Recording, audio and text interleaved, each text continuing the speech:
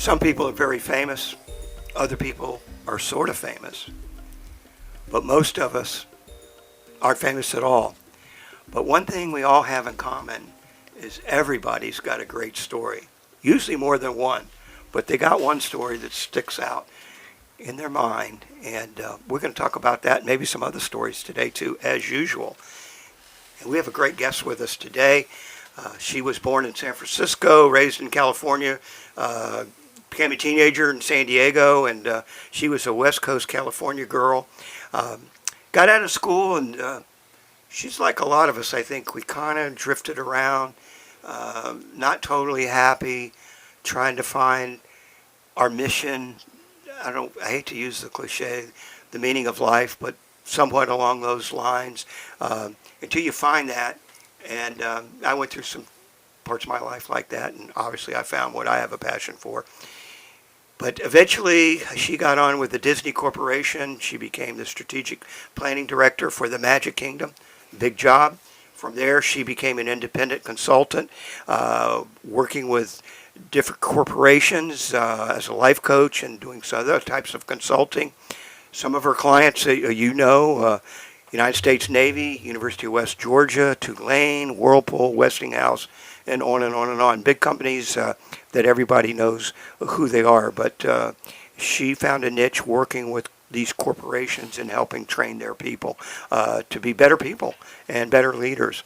Today she's an independent once again, but she is the founder and owner of Doorknob Consulting. They do team building, leadership training, life courses for a better life with youth and adults, and coaching them as well. So she's working not only in the corporate world, but working with families and family groups of people and individuals out there. So without further ado, please welcome our guest today, Teri Haggerty. Miss Teri, how are you? Hey, I'm doing great. Thank you, Mike, for having me on the show. Well, great. And of course, you're based out of Pensacola, but you have traveled around a little bit, and I think in your day job, you're willing to, the budget's there to go wherever to work with the folks.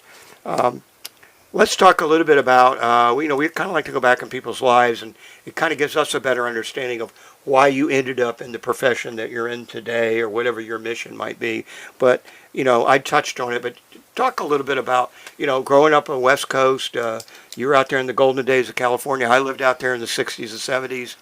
I'm kind of sad of what California's become today. It's just not a great place to live anymore. I used to say I'll never leave California, and ended back up in the land of free we call Florida, and that's a whole nother show. So talk a little bit about those early days when you were growing up and out there, and kind of you're on a quest. You're looking. It's interesting. When my mom came to visit me in Pensacola, we were driving down the what do they call that? The I-10. And just before it ends and drops down onto Gregory You're talking Street, about the I-110. The I-110. Thank you, Mike. I didn't even get it right. The feeder freeway right into the bay if you stay on it. Yeah, it goes up just for a second, and I love being in that right-hand lane about 4 o'clock in the afternoon, and you can look across, and what you see is nothing but water and bridges. And I remember the first time my mom visited, and I said, "Mom, watch, look out there." And as we drove, she said, "Oh my gosh, this looks just like San Francisco did in the 50s and 60s. No wonder you love it here. You don't remember why, but it's because it was so much like that." And growing up in San Francisco was amazing. The cars, and we just had this love for the beach. And my mom and dad raced the early hydroplanes. Oh, and really? so I remember there being trophies all over the house, these beautiful wooden trophies. And I almost wasn't here. When my mom was pregnant with me, somehow the throttle on those beautiful wooden Chris Crafts, or is that the right word for those beautiful old wooden boats? Actually, I was almost killed in one of those wooden Chris Crafts as a child on the Warrior River in northern Alabama. Well, I was almost not here too, and the throttle stuck for some reason. Oh, and Mom was a boater, of course, and so was my dad. And she almost took the pier out, turned it at the last minute, and she was pregnant with me at the time. So You know, there's a lot of water and love for the water, and you know, growing up there, born in San Francisco, and going to the fish market, and you know, Fisherman's Wharf, and it was just amazing. And we did love going out to the tide pools, and it was a great place, just beautiful. Yeah. But you know, those were the golden days, Yeah. and I was there in the 50s and the 60s, Yeah. and watching the surfers. I mean, I grew up right under the Golden Gate Bridge, Yeah. and all the They surf a waves. wave under the Golden Gate. It only breaks a few times a year, but you have Steamers Lane, of course, Mavericks, which is right down the road. That's the big wave in the United States, which is a surfer from here actually got killed on his first wave there. Mark Fu, who went on to become a famous big wave rider, very first wave he took off on, and they couldn't. It took 2 days to find the guy.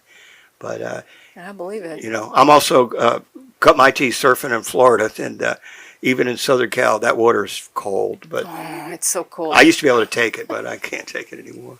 So you're on a quest. You're out there. You're getting out of school. You just can't seem to find what it is that you want to do, huh?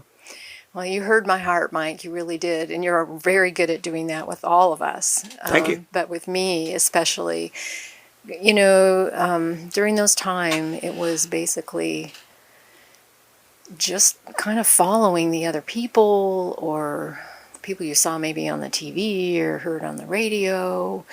And there was this thing about you just, you know, you could be a teacher, you could be a nurse, you could be a secretary, you could do all these things. But it was kind of narrow, and it was more like just, where's the money, and you know, who's, you know, what seems to be, you know, what everybody else is doing. And the most interesting thing was that was so normal that you didn't know the difference. And so, you know, you just try different things, and you go to swim classes, and you know, all of those things that you do as a kid. And I did grow up, you know, kind of that middle class area, and yet even I call it the Leave It to Beaver days. yeah, You know? it was. You just kind of followed that. Yeah. Patty Duke and all those shows, you know. And as you know, and when my parents were transferred when I was around 10 to Southern California, and I really liked San Francisco better. But Southern California was okay, and boy, let me tell you, the only time I know I really almost died was when I skipped school one time, which I never did. We went to private school, but one time this young, Not when your parents are handsome young man, he invited me to, you know, go with him out to the Wedge. So anybody from Southern California knows the Wedge. Scary. And so anyway, I'm out there, and I was a great server, and I was a swimmer, and I drifted too far. Oh, no. And I got caught in the waves, and so all my friends, for whatever reason, were on the beach, and I'm waving to them, trying to tell them I'm stuck, I'm about to get killed on these rocks, and they think I'm just waving to say hello, look where I am. I'm going, no way. Let me tell you, that taught me not to I'll cut tell you school. how dangerous that wave is. Tourists have been dragged off that beach and drowned just standing there because what happened there. My dad was a local there in the 30s. They didn't have that breakwater, that wall that they have there, the jetty going out until later. That was just open. So they actually, back in the day, they surfed in the inlet. There was like a sandbars in the inlet. So these big old 12, 14-foot redwood boards, all they surfed, and they body surfed in there too. So the wedge itself, it's kind of like if you know in the East Coast, Sebastian Inlet, that jetty has a lot to do with the surf. They've changed it. Now the surf is as good as it was, but you know, life goes on, I guess. But so that wave was really created where that energy comes in and literally bounces off that jetty, and right off the beach, these like a 5-foot wave, let's say, jumps up to 15 or 20 feet. There's guys riding it now on surfboards. First they went to belly boards, then to skim boards, and they're actually riding it on surfboards. And every wave is almost just a incredible wipeout, and it's breaking in like 1 or 2 feet of water. But boy, that'll sure dial you into your mortality very quickly. And I've been in some ones I shouldn't have been out in, myself. Never. The wedge, I saw that one out. Not my thing. I'll just take pictures. But we used to go to the Rendezvous Ballroom in Newport Beach right there. And used to see Dick Dale and the Deltones. So classic surf. That's your real surf music there. We even had a car show out in the parking lot, to relive those days. Oh, we have So those. anyway, so you're searching. I was searching, And and it was so just, you don't even realize you're searching. You're actually trying this, trying that. I mean, the good old Beach Boys days. I mean, those words, Yeah. and all those words, the roads that they talk about, they were real, and Yep. we hung out on those roads, and yet I was in a conservative family, so very structured, and being at this time and all of that, and so, but yes, you're that searching, trying this, trying that. That kind of the image that you need to maintain. And yet sometimes a little piece would peek through all of this. And I remember before we moved down to Southern California, we moved to Glendale, my mom was a nurse and she was a leader, and dad was an engineer and electrical. And so I remember it was so silly. I was 10. I loved to sing. And evidently I was pretty good at it. And so I remember I took this hose and put this funnel in it. And I was very shy, but I loved to sing with the music. And my mom came home from the hospital and I said, Mom, guess what I did today? She said, what did you do? And I said, I was on the radio and I sang a song. And it was so real to me. I loved to sing. I was really good at it. And it just evaporated, that whole thought. It just, in that time, it was like there was this, you could do this, you could do that, especially for women, you do this, you could do that, 3 things: secretary, nurse, maybe a teacher. And, there were some other things, but it was just that basic idea that that's kind of what you did. You just kind of fit in the mold and go with the flow, like with everybody else. And whenever I would mention that, we would go in Southern California, I remember, to the, marine land, I think is what we had down there. And Yep. you watch the porpoises and the dolphins. And I remember going, man, I would like to do that. And if you mentioned anything, I would like to work with the animals. I would like to help the dolphins. I'd love to do that. If it was something about dolphins, maybe that's why I'm here in Pensacola too.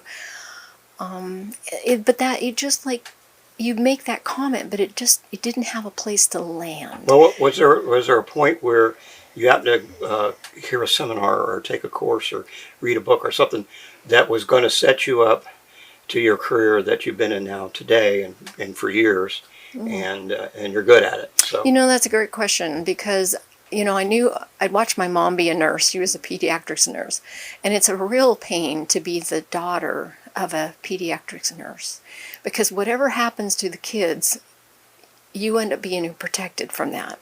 So I remember one time when a young boy came in, and this was when you could, ride. Everybody's riding skateboards, of course.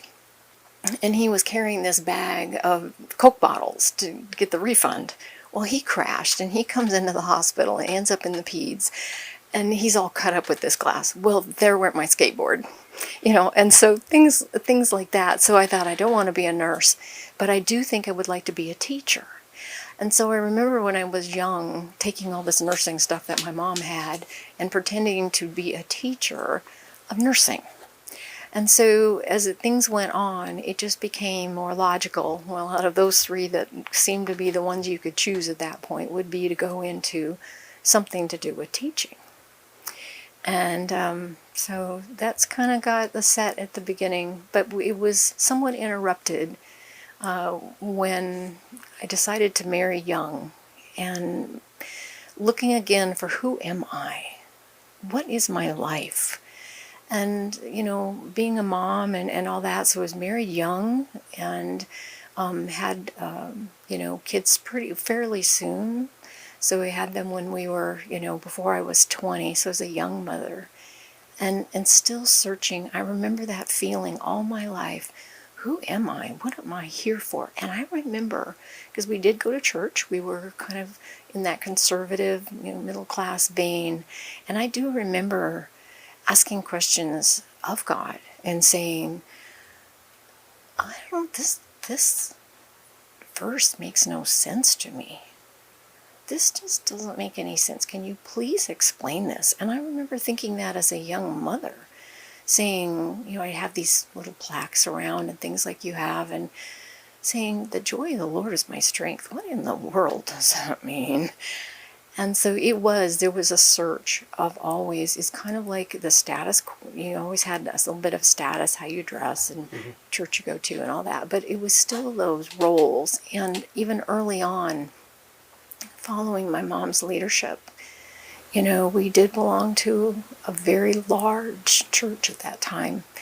And there was a need for people they would have needs and there was no way to reach them. And so actually the first book of the 14 books that I have, was called The Sharing Network. And I saw a need, somewhat shy, to go on that. And I said, why don't we this is when computers were, I'm not techie at all. And I'm so thankful for all you techie people and my techie person that helps us in our company.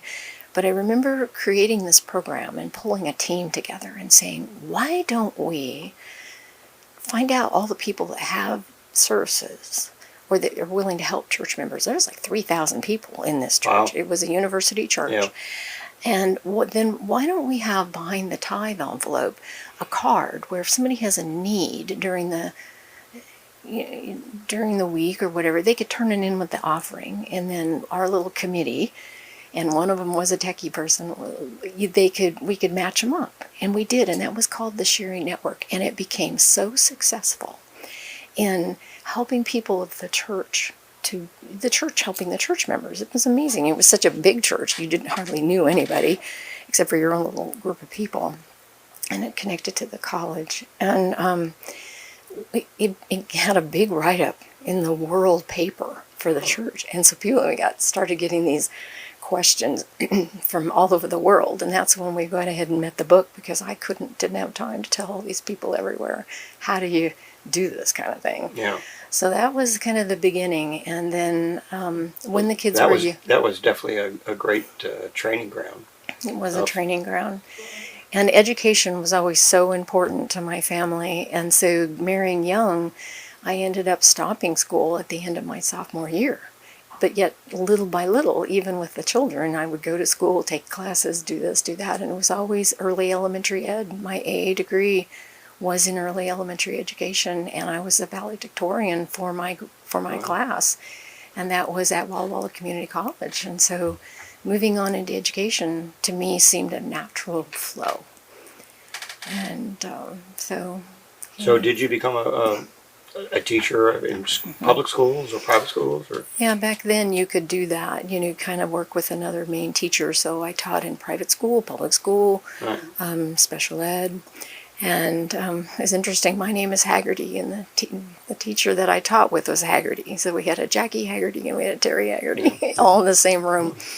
And but it was wonderful. But I was still searching. And growing up the way I did, it was like your parents made the decisions for you. My dad was a pretty strong personality, and so I didn't really know how to make a decision. And I remember, kids growing up and trying to make a decision was really hard. It's like I didn't have, if you have a mission statement for a company, you use that. I mean, I do corporate consulting now, and the first thing I'm going to ask, like you with your production, if you asked me to come in and help you, I'd say, okay, what's your mission and vision? Can I see them? How old are they? I mean, that's so true. I mean, people think I don't understand your business as well. If we do a lot of business to business, a lot of small business, but big businesses as well. But particularly with small businesses, when they come to us with an idea or an individual that's got some kind of idea for a pilot for a TV show or whatever, that we ask the same thing. What's the point, and what are you trying to do? If you could have anything you want, and don't say, well, I want to be prime time on NBC on Wednesday nights, because that's just somewhere maybe you could end up, but that's not being in reality at all. But if you could say, I'd like to end up on where there's multiple viewers, a big audience. And today, of course, we don't even talk much about the networks because they're kind of dying as far as their traditional broadcasting. And today, I mean, I have my own I have a Vimeo platform. It's no different from, and it's mine. I paid a annual fee, and I can show whatever I want there. It's a pay-per-view type of thing. Cheap, $5 is all you have to pay. And I think I got $3.50, and I have to split it with Dave. But anyway, so I mean, you're going through that period now. You're teaching, but so I'm kind of curious because I can see your first corporate job where you were brought on as staff, and it's a name everybody knows, which is Whirlpool. no. You're getting ahead of me now. Oh, wait sorry. a minute. Wait, back up. Where are we going? We're going to go back to the Magic Kingdom. Oh, yes. So how did that? So she's going to get a gig with Disney at some point, and it has a very important job at the Magic Kingdom. That's not wearing the Mickey Mouse or the Minnie Mouse outfit, but it's behind the scenes kind of thing. So how did that happen? How did you get that gig, and then what'd you do when you got there? You know, when And she's already told me the story, and it's pretty fascinating and funny too. it is funny. You know, back when the kids got older and my husband and I parted ways, and I needed to figure out where am I going. You know, I wanted to go back to school, and it was such an interesting situation because I wanted to be actually blend the education in with being a pastor. And that was always a chaplain. And so when we separated and went through our divorce, then I started going back to school. And then, you know, I had a teacher about that time that everybody hated. Oh my gosh, she was horrible. She was such a hard teacher, and I loved her. And those are the ones you remember. she was so tough. And I remember, you know, I said, I want to take my teaching into business. And she goes, Now, this was at Walla Walla Community College. And she said, well, you know, right there at Tri-Cities, which is about an hour from us, Richland and Pasco and all that, she said, there is Westinghouse. And I thought, okay. And so I called. I actually made 3 calls. And I bounced through the secretary. I said, so who would be doing teaching in business? I had no idea what it would be. And so I bounced with this one secretary, and she goes, oh no. And so she says, let me transfer you. Although it wasn't this long holding that we get these days. And it went right to another one. I said, I want to take my teaching into business, and I'm going here to school. I'm graduating. And she said, well, let me figure this out. And so she says, I think I know.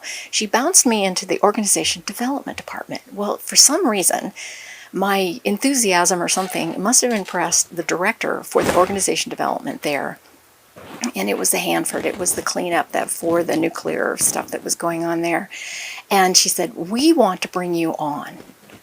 So I did an internship there. And then not very long later, I went on to a university in Michigan and went to school there. And, you know, for the first year, still wanting to be in the pastoral role, I took classes in the seminary, but because I thought, well, I probably need to be in business, I took classes in the business. You just hear this intuition.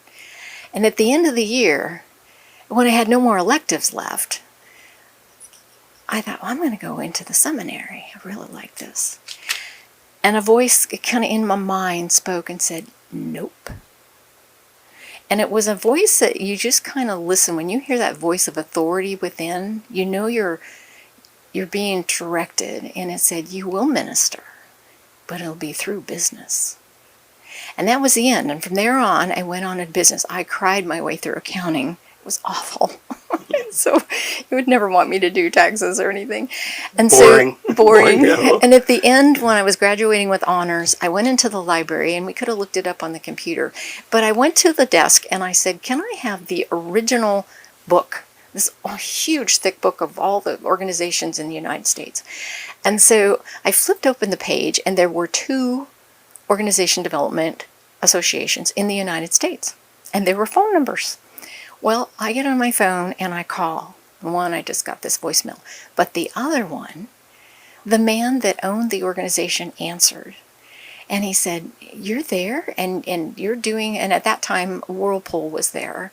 And so I was doing my what do you call that? Your honors thesis on that. And so then he said, I want you to come down and present in Mobile, Alabama. I want you to present this paper. And I said, okay. And I get in my little car at that time, and I drove all the way down to Mobile without realizing that also from University of West Florida, the directors from the School of Business that had organization development blended into their degree. It was the only one like it in the United States. They had come over to this Organization Development Association meeting, their annual meeting, and they heard my paper and they wanted to, have me be, part of their team. So I had a full scholarship at the university there that I was going to in Michigan, and I gave that up and came to Pensacola and worked here. And so I was getting my master's here in the MBA Organization Development. And before I finished, Disney found me. How they found me here, I do not know. They have headhunters. Yeah, and so I did. I went to and interviewed. It was a very tough interview. They were building the largest organization development team in the United States, and I aced the interview. I won't go into the details of that, but they hired me on the spot for Magic Kingdom. Wow. It was really... So how long were you with Disney? I was with Disney for a few years, and just before then I had opened my own consulting firm. And they said as long as it's in mothballs, I was continuing to volunteer. You weren't under like a non-compete? No, they said as long as you're just volunteering to do all your, strategic planning and your organization development for several large churches and things like that, I could go and continue with that work. And so that was wonderful. And while I was there, I went ahead and transferred my company over to Florida. So okay, now you're directly involved in the corporate world, no matter what your job is. You're kind of in that corporate umbrella, but I think you're kind of like me, that you don't mind working with them. It's great, but to be under their control for everything is a whole nother problem. So I'm just going to guess that you reached a point where I have enough in my toolbox. I have enough credits. I have enough reputation to go out on my own as an independent. And so kind of how did that happen? Well, how long did you actually stay at Disney? Was it a few years? Yeah, it was a few years with Disney. And then I was getting so much call to come out and work with these other companies. I mean, the North American division, or the world division, actually, the Seventh-day Adventist Church asked me to come to teach strategic planning. So potential clients are actually seeking you out. They were. Okay. They were, and they were coming, and I was still searching that old feeling of I still don't know quite who I am. I'm not quite sure, but I feel like I'm getting closer. And growing people and helping them to become who they are was a real calling. So I mean, there were things. I did work with CNET. I did work helping them with strategic planning. Flew to Sao Paulo, Brazil, and we did all the world leaders there for all the youth organizations. And I always love working with youth. So I think as a youth pastor, as a young person wanting to be a pastor, I would like to have been a youth pastor. So always that helping pastors and helping businesses and all of that. And so when I came out of Disney for a little bit, I went to Tulane, worked for them in their school of business, and again lived on the water. I lived right on the Breakwater Drive there. It was beautiful, right on Lake Pontchartrain, and right across the water from the Southern Yacht Club. So it was perfect. And then came back to Pensacola. You're in the hood. See, to me, New Orleans, Mobile, Pensacola, it's like when I live in the East Coast. I grew up from Atlanta, but I grew up in South Florida. But, people go, well, is it West Palm? Or I go, to me, West Palm all the way to the Upper Keys is one big town. And it's just, one's connected to the next, whether, you're going from Boynton Beach, Delray Beach, Boca Raton, whatever. This just, and I remember when they were building Portofino here, and the gal I was married to is from an old Pensacola family, and she took one look at that thing and went, and she grew up as a beach person, was a surfer, and friends with some of the famous surfers that came out of this area. And I said, she says, I got another name for that place, Portofino. I go, what's it? She goes, the Gates of Hell. That's truly spoken by a local who, all those kids grew up out there, they partied out there, they camped, well, every beach community. We had that on, believe it or not, in Southeast Florida. Once you got up above like West Palm in particular, it was very undeveloped along that coast, but there were still undeveloped areas in Dade, Broward, and Palm Beach County. There's 1,000 Portofinos lined up down there. But so anyway, so you're working out there. You're kind of you're freelancing and all that, but now you're going to come to a point where you're going to pull this together and actually help create a company or create the company, and it's got a name, Doorknob Consulting, and we have no idea what that means, but I'm sure we're going to find out here in a minute. So you helped put this together. What was the motivating factor, or did it just happen by accident, or you met some people? How did that come about? Because this is where we've been leading. This is what she does today, and it's a great company, and they're a little diversified in what they do. But it seemed to me like you took all the experience you've had and you've rolled it all into one, and it's all part of this. And I've worked with them on some other projects, so I'm pretty familiar with their business. But I'm going to let you explain it. No, it's great. Coming here, I had to be on the water. When I was born, we were 30 feet off the water right there at Hunter's Point. And I can never not remember being on or in salty water. And so living on Pensacola Beach was really important to me. So you come out of the pressures of, all the strategic planning, flying everywhere. I remember one time I had somebody helping me, and I said, I need to go to Columbus. And it was Columbus, Ohio. And at the very last minute realized that she had booked it for Columbus, Georgia. So I was Delta frequent flyer, and all of that. And the traveling just makes you tired. And doing the strategic planning, team building, corporate work for profits, nonprofits, big companies, little companies, it didn't matter. And you just get tired. And coming out to Pensacola Beach, you just drive across that bridge, and it just come out, and it's like you could just leave all that so off your shoulders. You're on the bridge, and the light bulb goes over your head. I'm going to found a company called Doorknob Consulting, or how did that happen? We were Haggerty Consulting, and doing all of that. It went through Hurricane Ivan. That was a huge tragedy, and there had been a door installed in my condo that was there down on the Fort Pickens, and the storm blew through, and it blew. If I had been in there, I would have died. It blew the front door in, it blew the back door in, it blew the cabinets out of the kitchen, and everything. And so, welcome to the club. Growing up in Florida, I think I counted the other day. I've been through 22 hurricanes. It's just something you get used to it. And after a while. I didn't get paid to be in a lot of those, but we did do in production. Dave and I did a lot. So so at that point you're considering I need to develop this into an actual business that's got a name and not just me. Yeah. Because I had been doing strategic planning with schools. I saved schools from conflict management. Dr. Daniel Dana was very well known in the corporate world of being one that was really good in the conflict management training and techniques. And so I used that and saved 2 schools, large schools, private schools, that were dissolving and going out of business because of the conflict amongst the teachers. And I had taken his work and used them. And then I contacted him, and he said, could you please be the head of my academic division? And I said, oh, sure. And then Ivan hit. And then he just couldn't wait as long as it took to rebuild. We all know how long it takes to rebuild from that. And so then coming from there, moving on into, just all those consulting pieces, and realizing it was getting too big for me.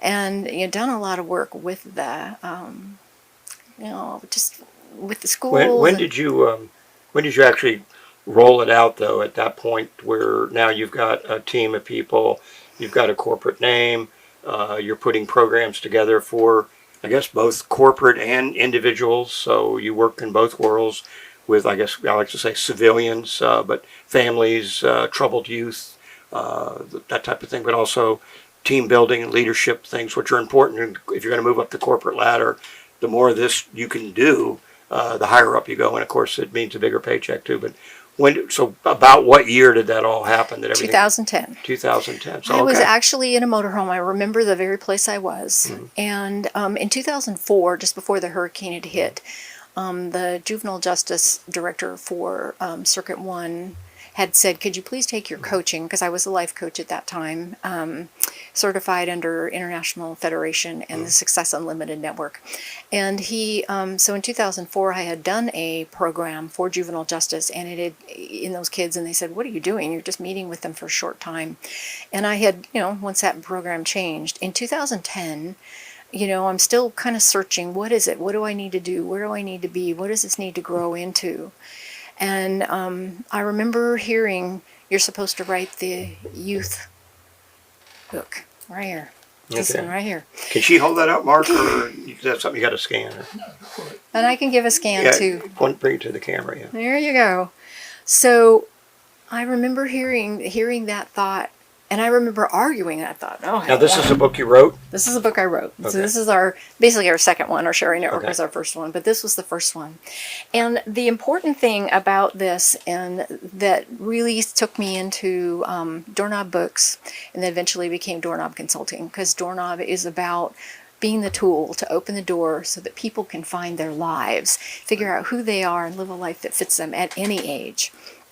So it took a couple of years, and Walton High School found that. The principal used that as a required class for all his freshmen. He now is the superintendent of schools. That really made a difference in his school. And so you're pretty much providing all the things you had learned now through life as you were making the search. I guess at some point, maybe you didn't realize that this was your destiny, and you were going to take the things that helped you, and now you're going to put it into some sort of a form to where now you can offer this to businesses, to individuals, to groups, and you can market. I mean, there's nothing wrong with making a living. We all got to make a living. We all got to pay the light bill. So, but I've looked at some of their rates and stuff. I mean, for what they do, pretty doggone reasonable. And I've learned a lot too, just by helping you produce. They had a seminar, I guess I would call it, out on Pittsburgh Beach, was part of a much bigger. I guess a retreat or an event. I-10 Wired. Okay. And who all was there? There was a lot of different companies that were there. Companies from all over the world were there to attend that summit. And it is the annual IT summit here in Pensacola. It's actually out on Pensacola Beach. What what is it you provide specifically if I've got a nonprofit group or I'm in head of a small business that's growing that's got, say, 30 employees? I think my main message for today is what we have and is one of a kind, actually, because it's been all those years, and you're right, all those things fit together and all, and then later in life you kind of maybe find your calling. Life is very fast-paced, and it doesn't need to take that long. In 2001, I discovered the Success Unlimited Network coaching program. They had a unique piece, and I had been at that time kind of searching for a coaching program. I wanted to take my teaching and become a life coach. That was when coaching was first starting, way back, out of England. And they had this unique piece where the very first of the 16 hours of coaching, which I am a life coach for Success Unlimited Network and under International Coach Federation, but that very first couple hours asks these powerful questions that helps get your mind to be quiet and let your heart speak. And so what happens is the life purpose, the essence of who you are, is actually hidden in your heart.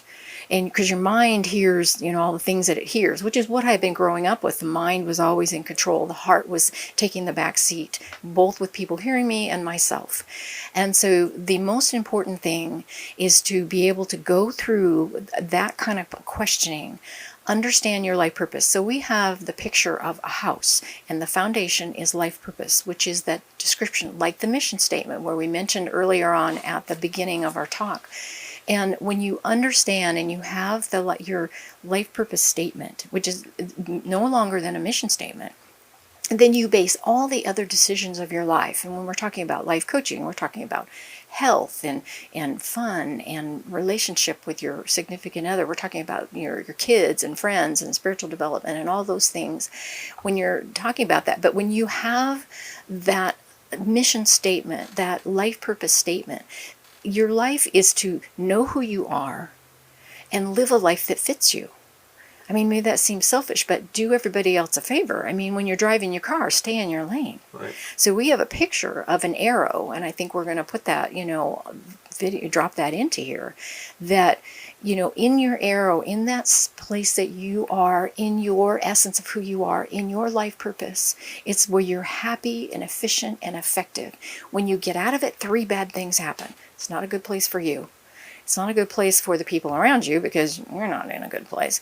And if somebody's life purpose passes through that particular entity, you say yes to a job that you really should have said no to, the person that should be doing. So we're in a global world. We're all basically in the same boat. And so understanding your life purpose and living a life that fits you is really important.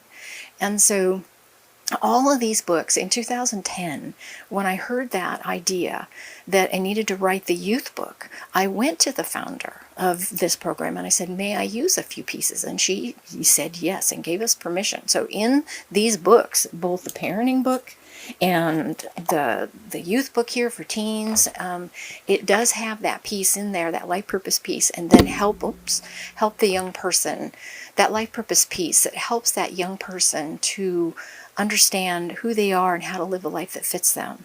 It's kind of, the books are kind of like, this is what I wish my parents would have known, or any parents, or any adult at that point. Nobody knew how to think of it in this way. So we are unique in that, and that understanding the life purpose.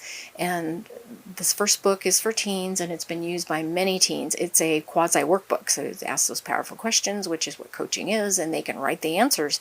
And little by little by little, they explore learning how to do goal setting. They learn how to measure their own well-being. They learn how to do career exploration, but not the way we normally do it in school. It's done by the essence of who you are, where you call. And so we use those pieces little by little by little. We touch a little bit on the use of money. Those are good for kids that are age 10 and above, for parents and grandparents and caregivers and young adults and all of that. And the parenting book, the small one here that we do, parenting classes, and is how to ask those powerful questions. Parenting is a tough job, and learning. I raised 3. Yeah, learning to parent, use these life coaching skills. Yeah, it's like, if you can't hire me to coach your child, and I love it when they hire me to work with the teenagers and the collegiate ages and things to help them find their way.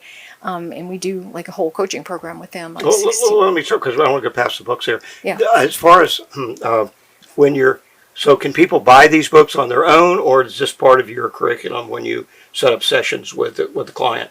All of that. All of the above. Okay. So let's say they want the book now. How do they get it? They would get it on Amazon. So put in Teri Haggerty as the author, Your Key, Your Door is the book for the teenagers and the young adults, and the 10 Easy Keys to Unlocking Kids' Passion and Purpose is there. Okay.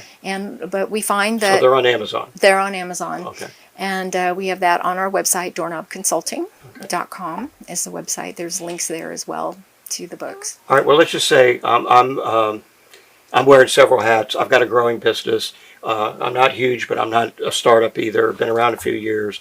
We're fairly successful. I think we've become more successful. But I got a good group of people. Let's just say 30, 40, maybe up to 70, 80 people in the company. And we call you. Is that what or email you? Or okay. And we say, here's kind of what we're looking for. So then you would tell me, as whoever the person, your contact is at that organization or business, what you think we should do, what we need. And so are these custom to the business, or are these pretty structured types of training that you do? Well, in 2015... And what's the cost? Well, we try to make it extremely reasonable. We really believe this is very important. All those years that I was going through, the strategic planning, learning team building, conflict management, transition, leadership transition, in 2015 and 16, I realized that there was really no interpersonal skills, no soft skills course for, from the entry level person all the way up. And so we designed over the next couple of years some courses for, one for freight transportation, one for hospitality industry, one for IT, and one just basic. The basic one, like and I wrote the textbook. This is the one for the essential soft skills, and it's 8 hours. And so the thing that's unique is that, yes, just like you're saying, we're teaching the basic interpersonal skills, communication and responsibility, integrity, and all those things. But it's also done around, the industry that you're in, the company that you're in, and we'll put a big banner up on the wall and let them write the soft skills where they fit. So your training is not cookie cutter. It's specific to different types of industry that are out there, and I can hear that in what you're saying. So now I'm like, I've seen the podcast, or I've talked to other people that had you do training for them. So how do they reach you? Is there a phone number, email, a website, or we can put it up on the screen? I know you'll put it on the screen. Yeah. This book is not available. Okay. This book is only available in the classes, and we have found working with companies, some companies can do an 8-hour class. These are 8 hours. Okay. We're getting ready to do, but some companies need it shorter. Some of them need it 4 hours. Some need it at a staff meeting an hour. So we've gotten to the point that we have it adapted, both the parenting and the skills, the life skills for teens and young people, as well as the interpersonal skills, so that we can do it at all levels. But yeah, Teri at doorknobbooks.com or info@doorknobconsulting.com goes directly to me. The number, 850-293-8765. I know you're going to put that up on the screen at the end, but they can get right to me through And she the has website. a Facebook page, even though it's Doorknob kind of Consulting. But this video, this will be on there. This will of course be on my YouTube channel for forever, until you don't like us anymore. But that's 24/7, 365. So when you see the link for the film, it's actually going to my channel, which is my YouTube channel. But the links can be sent, literally anywhere. So anyway, so I'm going, okay, this sounds great. I've seen that. I've done some background on you. Very successful what you do.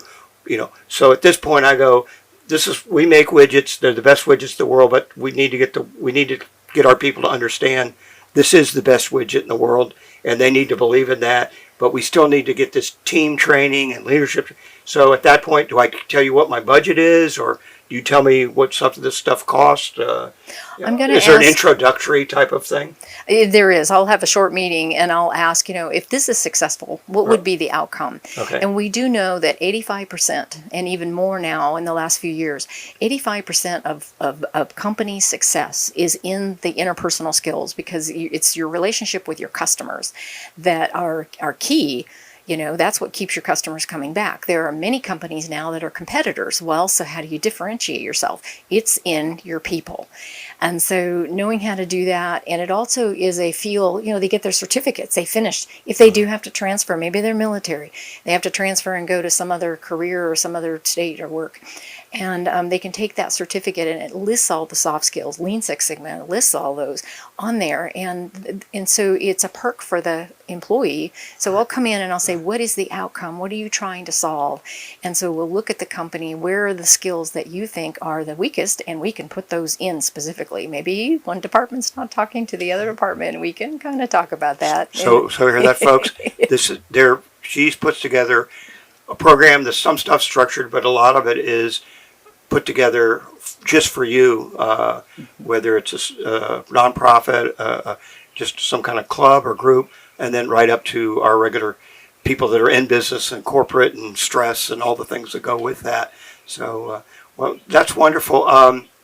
Anyway, we're going to have you back again. Yeah. If you want to come back, there's a lot of different things we can talk about. We'd like for you, maybe next time to come around, maybe talk about some actual experiences that happen with clients, and maybe their business was suffering in this one area. You work with them, they had a reasonable investment, and now it's all kind of paid off in the end. I mean, the bottom line is, if people are happier, it makes the world go around a lot easier.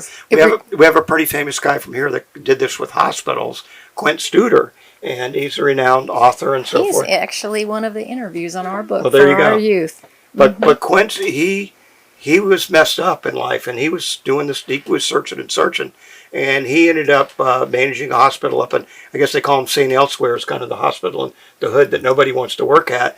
And he went to some convention in San Diego, of all places, and the guy told him, he says, first thing you got to do is you got to get your employees happy. They're all PO'd, and in a way, if you could get the staff happy, then the clients and customers are going to be happy. It's automatic. So I mean, that's I'm hearing a lot of that in what you're talking about. It's very important. And now you don't have a bunch of people just kind of bouncing around in the office going, "What do I do? I don't know." Hit and miss. Well, you're taking tried and true systems, and you've already tried them, and well, this usually will work. If not, we've got this other thing to work. Well, and the thing that is, and that's for sure, because you can work with a client and kind of being experienced, you can kind of see. But something we're headed for in the future. We've talked to how much we love Pensacola here, but and we know that there are needs beyond our little city. So we've begun to just talk about and begin to do our classes online with a live instructor, both the parenting classes and the youth classes, the goal setting one, and these will be 8 hours as well as the career exploration.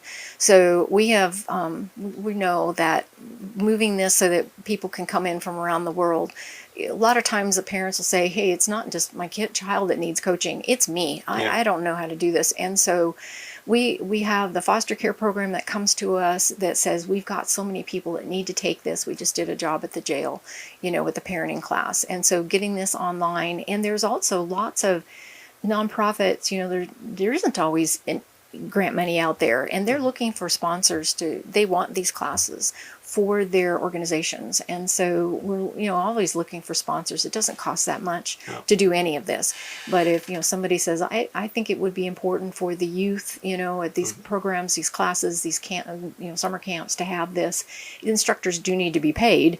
And we do have instructors, wonderful instructors, as well as myself. And so we're looking for that, and we're really looking forward to filling those classes and having a marketing person help us with that. So you have opportunities there, not just instructors, but as a marketing company or person that could take this out and get the information of what they do to the right folks. And this is something they're unique in what they do and successful. Well, anyway, I do want to thank you for coming today and giving of your time. And I hope our audience, as usual, has learned something.